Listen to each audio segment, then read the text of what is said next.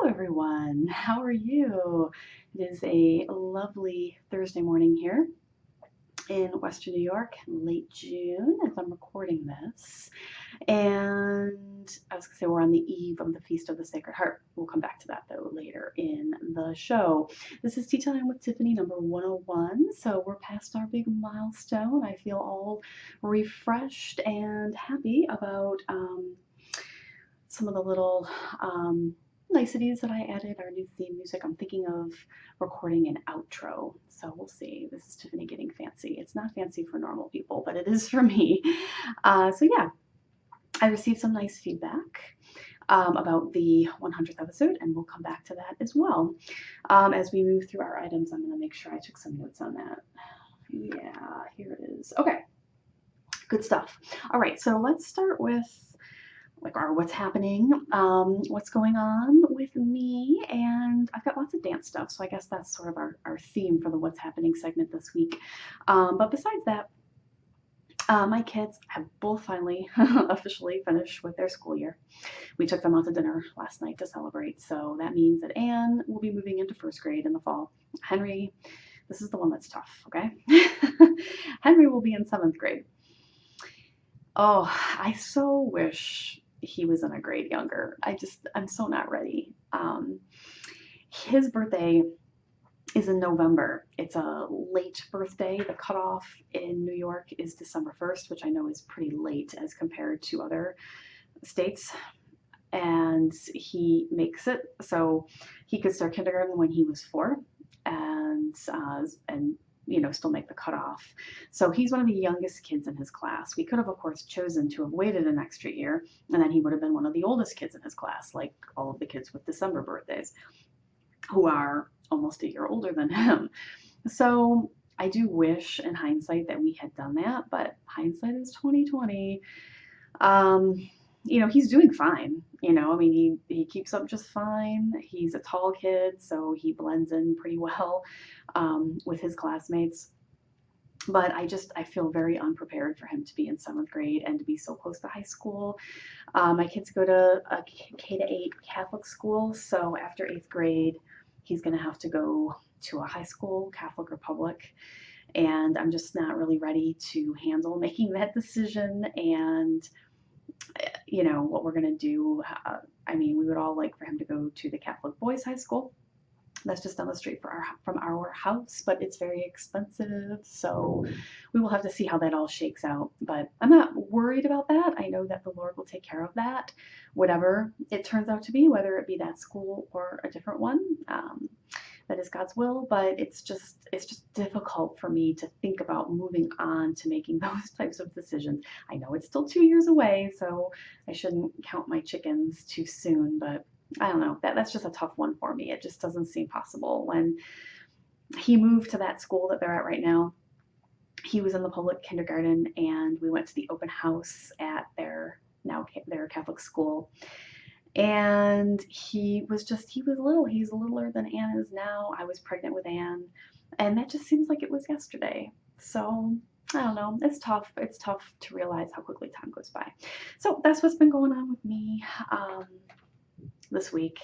So the kids are very excited to be home for the summer. They're with Mike for part of the day, but he also has started teaching summer classes. So when he's teaching, his parents have the kids, and they're very excited about doing some things together this summer. Today, I know they're going to some kind of little get together that our town is hosting, with vendors and small rides for the kids to go on, things like that. So everybody's looking forward to that. So that's what's going on at home. Here at work, I've been very busy writing my Bible study. I'm on chapter 3 of 7, so I've made some progress, and it's going okay. Every morning before I start, I just wing up a quick prayer to the Holy Spirit, and I hope that it turns out well and that everybody likes it. But it's not quite a grind, but it's definitely every day. Like, it's slogging a little bit because I'm on a very rigorous schedule so that I finish this by the end of August, which isn't the funnest thing to have that hanging over my head, but it'll be okay. I'm feeling okay about it. And I'm even feeling okay about the fall teaching, which says a lot because it was pretty stressful last fall, as you know. So doing well. The other thing, dance. So we're moving into our big festival performance season. Our first performance of the season is Saturday. We're not quite ready yet. We've got a couple of new numbers, and of course, as is life, people are in and out in terms of when they can attend class because it's the summer and there's a lot of other family events going on. And so we're going to be having a big rehearsal this Friday where we run through everything, including the new numbers, and just hope that we all remember them for Saturday. So we're dancing on Saturday afternoon at a diversity festival. That's going to have lots of cultural dance, so that'll be very fun. We danced there last year, and it was very well received. And it was very hot. It's supposed to be a little bit milder this year, which is good. But the stage is very small and rickety, and there's 10 of us, so I hope that none of us fall off, especially me because I'm clumsy.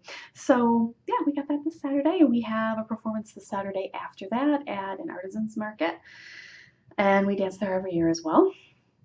Always goes over very well. It's a long set, so we're gonna have the other the mixed level dancers are going to be doing some of their dances as well, and so that will help to fill in the time nicely. They have a Saidi piece and that's with a cane and something else. I want to say a drum piece maybe, or a veil, one or the other. So that'll be lovely. I have no idea if she needs us to do solos or anything to fill in more of the time. That's just kind of the way things go these days, which is okay. Very can be spontaneous, and we can all improvise. So that's pretty much what you need to do at the last minute like that. We have a bunch of performances at the end of July and in early August, which I'll talk about as we draw closer. I'm more nervous about those because they're all packed very tightly together. One is a really, really long set at the public library of all places, where she wants to present lots of different types of props. And I was nominated in my absence when I was in Maine over Memorial Day to dance with Sword, who has been locked in my trunk since New Year's Eve. And I'm not exactly looking forward to taking him back out again. He's gloating in there, by the way, and coming up with something because I so prefer at this stage of my career to not dance with Sword. It's fine. I'm good at balancing, I guess, relatively speaking, but it just really does have an impact on what you can do in terms of dancing. And I like to dance. I want to be able to have a full range of motion, and you really can't when you're balancing something on your head. So it's different. But that's what they need me to do. So that's what I will be doing for that particular performance. And we have the art festival. I don't know what I'll do for that. I don't know if she needs us to do solos for that. May or may not. If she does, I will be doing something propless for sure. And then we've got a couple other things in early August that are good, but a little intimidating. I'll talk about those as we draw closer. So just prayers for those brain cells kicking in, hoping I remember everything, because we all remember what happened at the Hafla with the new Shabi. I forgot the end. That's very unlike me, but it was very new. I forget many things every day, but the dance choreographies I'm usually pretty good on. But it was very new, and we had changed it the night before the show, in my defense. So hopefully this one will go better. So yeah, that's what's going on. It'll be an adventure as always. So I will report in. So all right. Moving on to our new segments. I'll try to remember to I'm going to put a note to myself right now. I'll put in that Hafla post about the Shabi. All right, so on my bookshelf, we have a bunch of good stuff this week, including some more feedback from Melanie. I am loving this. Melanie has been emailing me audio feedback. I think what I'd like to do is create a little outro with my email address on it. You don't, of course you can leave comments on the posts, and I always see those and respond to those, and that's a great way to participate and get in touch with me. But you can also send me an email, and you can attach audio to an email, an MP3 file. And that's what Melanie's been doing. I wish that I could play them on the show, but I don't quite have the equipment to be able to do that yet. So I will summarize, paraphrase what you have to say, but you can email just a traditional email and I could read it, or I will take your points from your audio feedback and present them to everybody on the show. Really enjoying that, and it is really nice for me at least to be able to hear your voice. So Melanie wrote in and said that she liked the 100th episode. Thank you, Melanie. And she really likes the new theme music. I do too. It's really upbeat and fun. And she had some fun comments about last week's On My Bookshelf segment because we were talking about Harry Potter. So she was saying that, let me look at my notes here real quick. She didn't know whether or not she was going to, or that, no, she said she always has enjoyed fantasy. I had said that I didn't know. That's why I was late to the Harry Potter fan club, because I don't usually read fantasy and I wasn't sure. And I mentioned, though, how much I love it and how I'm reading it with Henry. And he's just absolutely gobbling it up. So she had a recommendation for Henry, and I'm including that in our notes here for what's on my bookshelf this week. So let me come to that. I'm going to go through the list, and that's number 4 on our list, Melanie's recommendation. So this week I am reading Harry Potter and the Prisoner of Azkaban. I got tired of waiting on the public library's ebook waiting list, and because I was number 10 and I have not moved in a week. So I was reading the print, and it's just so much harder for me to read print anymore. I've never had good vision. I was born with a birth defect in one of my macula muscles in my eye, and so my vision has just never been all that great. I definitely wear glasses traditionally for reading.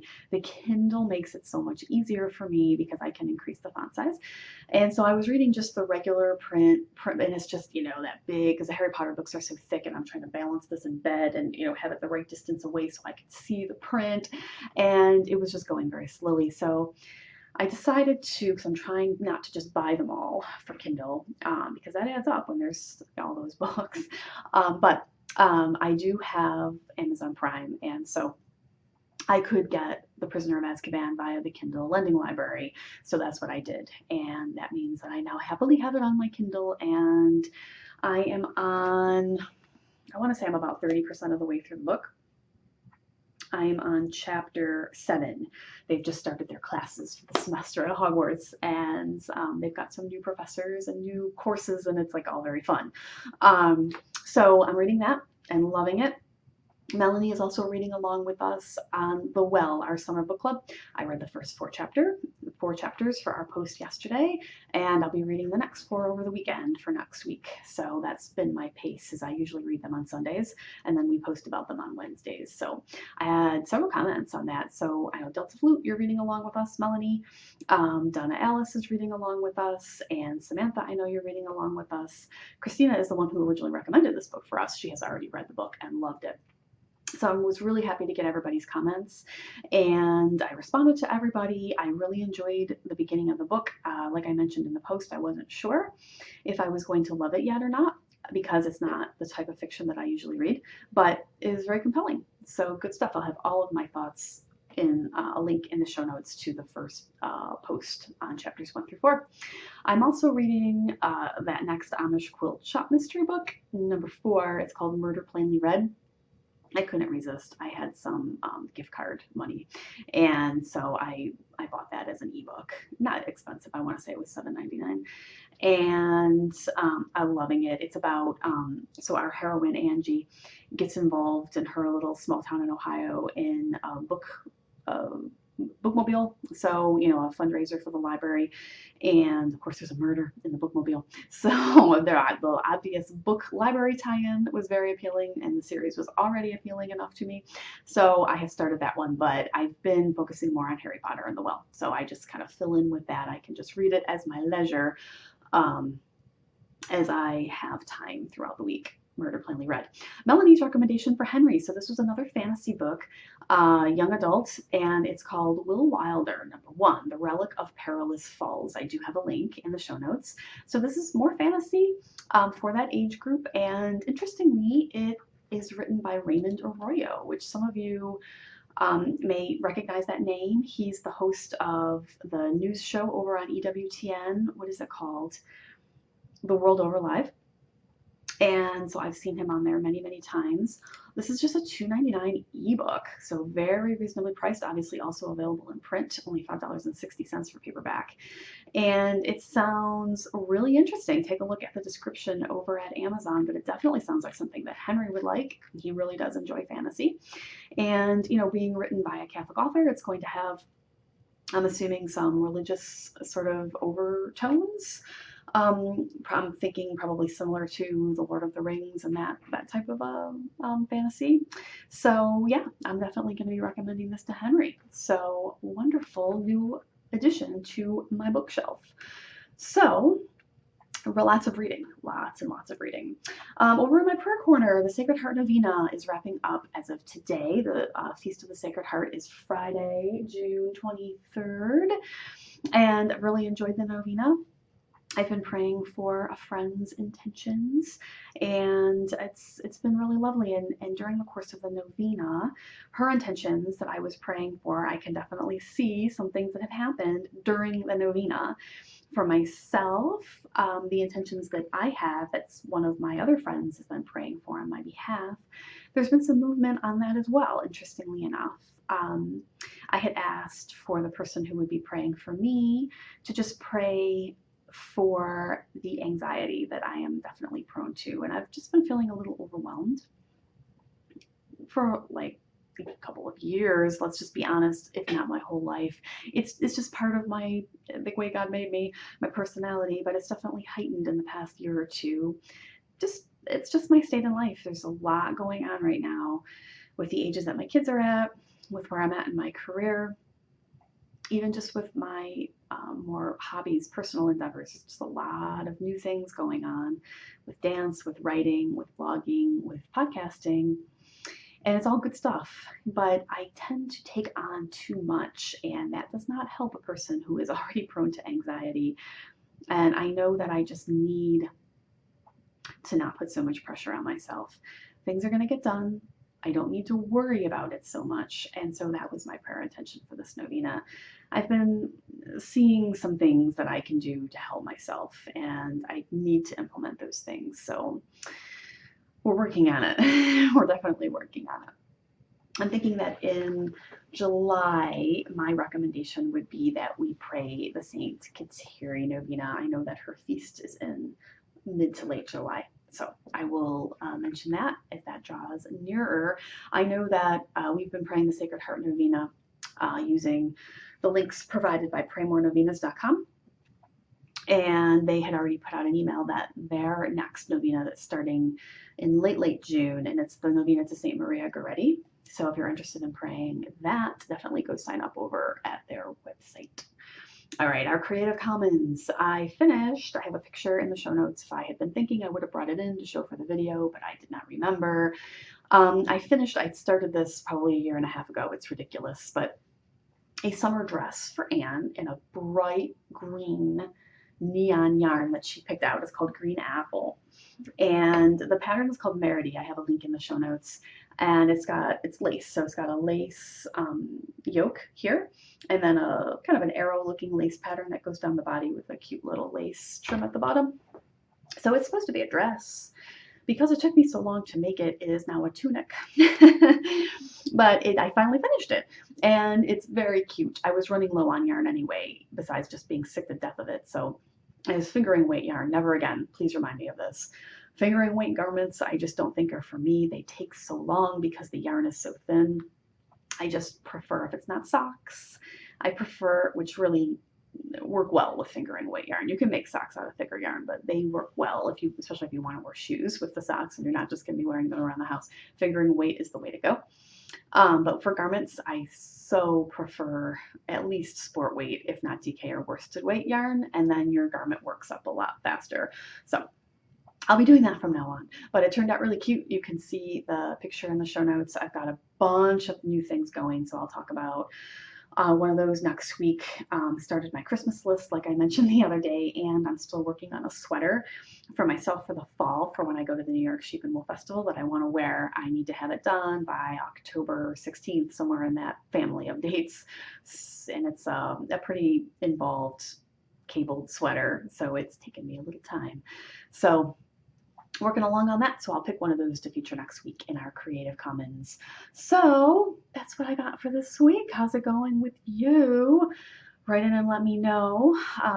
Next week we've got chapters 5 to 8 in the book club. I'm sure we'll have a dance post. We'll see how we're doing with Harry Potter. We're going to start watching the movies this weekend, me, Mike, and Henry. So they've seen the movies before. I've seen parts of the movies, but not all of them. We're going to be watching Sorcerer's Stone on Saturday night and probably Chamber of Secrets on Sunday. And I really wanted to read all of the books before we got to the movies, but I don't know that that's going to happen because I know that we're going to want to keep going with the movies. So that's just the way it is. I do plan to continue to read the series all the way to the end. So lots of Harry Potter stuff as well. Write in and let me know how you're doing, what you're working on. I know a couple people have written in to tell me that they're starting to think about craft projects too, and it's such a relief, ladies, thank you, that they have all of these works in progress that have been going on for a year plus too. So solidarity. I look forward to talking to you all next week. See you then. Bye.